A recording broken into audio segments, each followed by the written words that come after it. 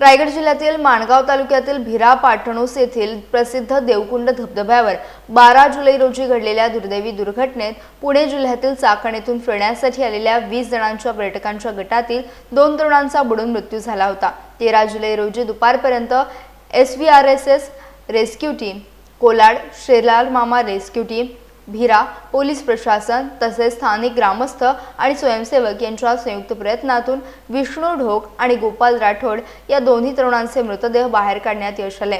या दुर्घटनेनंतर पोलीस आणि प्रशासनाच्या कार्यपद्धतीवर प्रश्नचिन्ह उपस्थित करत स्थानिक नागरिकांनी नाराजी व्यक्त केली होती।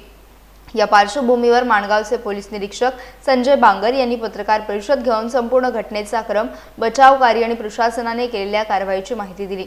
या दुर्घटनेनंतर देवकुंड परिसरातील सुरक्षा व्यवस्था, मनाई आदेशांची अंमलबजावणी आणि पर्यटकांच्या सुरक्षिततेबाबत पुन्हा एकदा चर्चा सुरू झाली असून आता पाहूयात या संपूर्ण प्रकरणाबाबत माणगावचे पोलीस निरीक्षक संजय बांगर नेमकं काय म्हणालेत। सदरच्या दोन्ही बॉडी मिळालेली आहेत। उपजिल्हा रुग्णालय माणगाव या ठिकाणी आता त्यांना पाठवलेलं आहे। PM झाल्यानंतर त्यांच्या नातेवाईकाच्या ताब्यात देण्यात येईल। महत्त्वाची गोष्ट अशी आहे की SDM माणगाव सरांनी दिनांक 1/7/2026 रोजी माणगाव तालुक्यातील आणि विशेषतः माणगाव पोलीस स्टेशन हद्दीतील कुंभे धबधबा, सिक्रेट पॉईंट, सणसवाडी धबधबा, त्याचबरोबर देवकुंड धबधबा या ठिकाणी जाऊ नये। सदर ठिकाणी धोकादायक आहे, निसर्गाला हानी होण्यासारखं आहे, म्हणून पावसाळ्यापर्यंत 1/7/2026 पासून 30/9/2026 पर्यंत त्या ठिकाणी प्रतिबंध केलेला होता, असे आदेश निर्गमित केलेले होते। सगळ्या माध्यमातून आपण त्याला प्रसिद्धी पण दिलेली होती। तरीसुद्धा जो कालचा प्रकार झाला 12/7/2026 रोजी या ठिकाणी काही गाईड्स, त्याला सहभागी असणारे काही लोक यांनी ही मुलं जवळजवळ 20 ते 21 जणांचा तो ट्रूप होता चाकण पुणे येथील, त्यांना ते चोरट्या मार्गाने घेऊन गेले। विशेषतः एक बाब लक्षात आली, त्या ठिकाणी ड्युटी करता जे ऑफिसर्स होते, अंमलदार होते, त्यांनी ह्या लोकांना थांबवलेलं होतं, परत जायचं त्यांना आव्हानसुद्धा केलेलं होतं, त्यांना परतसुद्धा पाठवलेलं होतं। तरीसुद्धा दुसऱ्या चोरट्या मार्गाने गाईड्सने त्यांना तिथं नेलं गेलं आणि त्याच्यामध्ये त्या 2 कॅज्युलिटी झालेल्या आहेत। ह्या अनुषंगाने आम्ही कारवाई केलेली आहे। रात्री संबंधितांवर 25 जणांवर आम्ही गुन्हे दाखल केलेला आहे।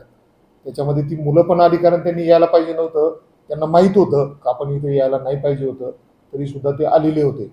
प्लस त्यांना घेऊन जाणारे जे गाईड होते ते, त्यांच्याकडून गाईडसाठी लागणारे पैसे घेणारे जे व्यक्ती होत्या ते, असे ह्या सर्वांना मिळून आम्ही 25 जणांविरुद्ध रात्री 2-2:15च्या सुमारास आम्ही FIR रजिस्टर केलेला आहे। संबंधितांना बोलवलं जाईल आणि निश्चित त्यांच्यावर कायदेशीर कारवाई केली जाईल।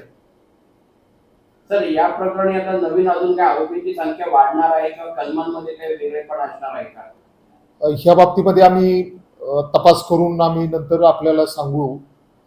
तरीसुद्धा याच्यामध्ये आम्ही डिजिटल प्लॅटफॉर्मवर कोण बुकिंग घेतं का याचा सुद्धा कालपासून आढावा घेतला।